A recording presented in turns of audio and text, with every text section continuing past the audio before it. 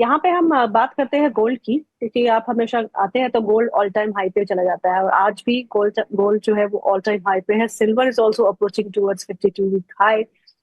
ऐसे में मेटल्स में क्या करना चाहिए, और प्रेशियस मेटल्स का इम्पैक्ट हमने सभी लिस्टेड एंटिटीज पे देखा, चाहे वो पीसी ज्वेलर्स हो, कल्याण ज्वेलर्स हो, टाइटन हो। पर अब वहां पे भी मोमेंटम फिजल आउट हो रहा है, क्योंकि जितना जितना दाम बढ़ेगा उतना उतना प्राइसिंग, हमारा बहुत प्राइस सेंसिटिव मार्केट है, उतनी उतनी डिमांड घट भी सकती है।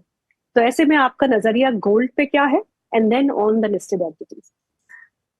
जी गीतू, हम लोग गोल्ड में जो है लगातार प्रॉफिट बुक कर रहे हैं। ओके। आई थिंक एक साल में जो है मोर देन 50% का राइज आया है इन डॉलर टर्म्स। राइट। की टर्म्स से 50% नहीं आ पाया क्योंकि इस बीच में ड्यूटी कट हो गई 9%।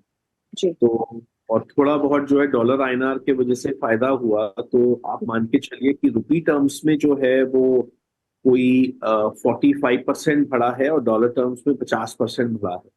आई हम्म। थिंक ये अपने आप में एक काफी बड़ी एप्रिसिएशन हो चुकी है। हम्म। और मैं अभी यहाँ पे प्रेशियस मेटल्स में बिल्कुल भी बुलिश नहीं हूँ नियर टर्म में। Of course long term okay. I am still a bull and I still feel कि आपको आने वाले 3-4 सालों में गोल्ड का दाम आपको $5,000 के ऊपर भी मिलेगा। आज हम्म। शायद ये बोलने में या सुनने में इतना अजीब नहीं लगता है जितना कि ये तब लगता था जब इसका राइट। प्राइस $1,200 के करीब था, और हम तब भी कहते थे कि इसका दाम $5,000 पहुंचना ही पहुंचना है।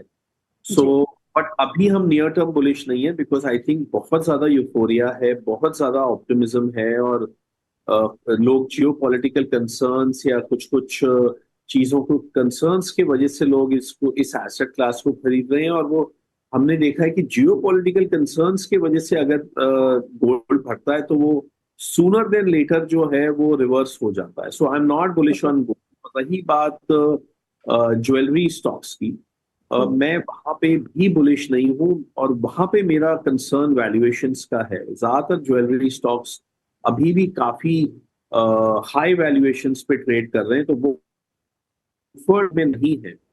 ओके। और मुझे लगता है कि जितना उनको प्रॉफिट मिलना था इन्वेंट्री की अप वैल्यूएशन से, रीवैल्यूएशन से, जितना उनको प्रॉफिट मिलना था एक सर्ज इन डिमांड जो कि आया पहले तो क्योंकि गोल्ड प्राइसेस थोड़े सबड्यूड थे पहले, तो फिर उसके वजह से सर्ज इन डिमांड आया। और फिर जी। उसके बाद जो है वो ड्यूटी कट हुई, उसके वजह से सर्ज इन डिमांड आया। और फिर जी। उसके बाद जो है वो फेस्टिव और वेडिंग वेडिंग सीजन शुरू हुआ, उसके वजह से सर्ज इन डिमांड आया। मगर मुझे लगता है ये सारी चीजें जो हैं उनका जो बेनिफिट है वो मोर और लेस अब it is now behind us. Okay. Valuation concern अभी भी है।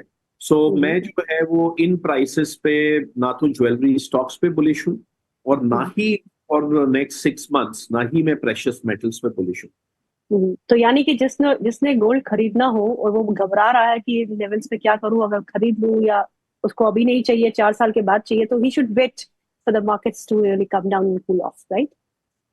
आई थिंक सो गीतू, क्योंकि देखिए मार्केट आपको अक्सर जो है वो आपको ऐसा लगता है कि अगर हम ये चीज नहीं खरीदेंगे तो हम जो है मिस आउट कर देंगे और फोमो इफेक्ट होता है। मगर मैंने अपने 30 इयर्स के करियर में यही सीखा है कि यूजुअली जो है वो अफेक्ट जो है वो आपको गलत प्राइस पे जो है हाई वैल्यूएशन और हाई प्राइस पे आपको वो एंटर करने के लिए जो है वो आपको प्रोत्साहित करता है। ट्रू। जबकि जो करेक्ट स्ट्रेटजी नॉर्मली होती है कि आप पेशेंटली वेट करें। और अगर आप मल्टी एसेट हैं, जैसे कि हम लोग मैनेज करते हैं अपने सारे एसेट्स, तो अगर आप मल्टी एसेट हैं तो कहीं ना कहीं आपको अपॉर्चुनिटी मिल ही जाती है। अभी जैसे आपको गोल्ड में नहीं है अपॉर्चुनिटी, तो आप इक्विटी जो है आप खरीद सकते हैं। बाद में हो सकता है कुछ महीने के बाद इक्विटी में आप प्रॉफिट बुक करके आपको फिक्स इनकम में मिल जाए या प्रेशियस मेटल्स में मिल जाए। तो सम और दी अदर अपॉर्चुनिटी जो है वो हमेशा होती है। आपको अपॉर्चुनिटीज को बहुत ज्यादा चेज करने की जो है आवश्यकता नहीं है।